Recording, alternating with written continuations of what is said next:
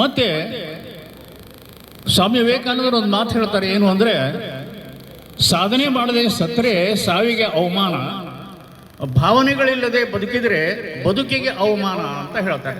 ಸ್ವಾಮಿ ವಿವೇಕಾನಂದರು ಹೇಳಿದ ಮಾತಿದು. ಇಂದು ಒಳ್ಳೆಯ ಮನಸ್ಸುಗಳು ಕೂಡಿಕೊಂಡು ಗುರುವನ್ನ ಸ್ಮರಿಸ್ತಾ ಇದ್ದೀರಾ, ಇದೇ ಸ್ನೇಹ ಬಾಂಧವ್ಯ ಗಟ್ಟಿಯಾಗಿರ್ಬೇಕು. ಬಾಳೆಹಣ್ಣು ಪೇಟೆಯಲ್ಲಿದ್ದಾಗ ಅದು ಬರೀ ಬಾಳೆಹಣ್ಣು ಅಂತಾರೆ. ಆ ನಂತರ ಅದೇ ಬಾಳೆಹಣ್ಣು ಗುಡಿಯೊಳಗೆ ಹೋಗಿ ಹೊರಗೆ ಬಂದಾಗ ಅದು ಪ್ರಸಾದ ಅನಿಸ್ಕೊಳ್ತಾರೆ.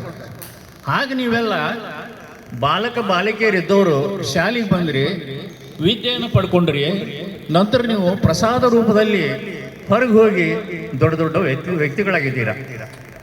ಹಾಗೆ ಬಲ್ಲವರು ಹೇಳ್ತಾರೆ, ಭೂಮಿಗೆ ಬಿದ್ದ ಬೀಜ, ಎದೆಗೆ ಬಿದ್ದ ಅಕ್ಷರ ಎಂದಿಗೂ ಹುಸಿಯಾಗುವುದಿಲ್ಲ ಅಂತ ಹೇಳ್ತಾರೆ.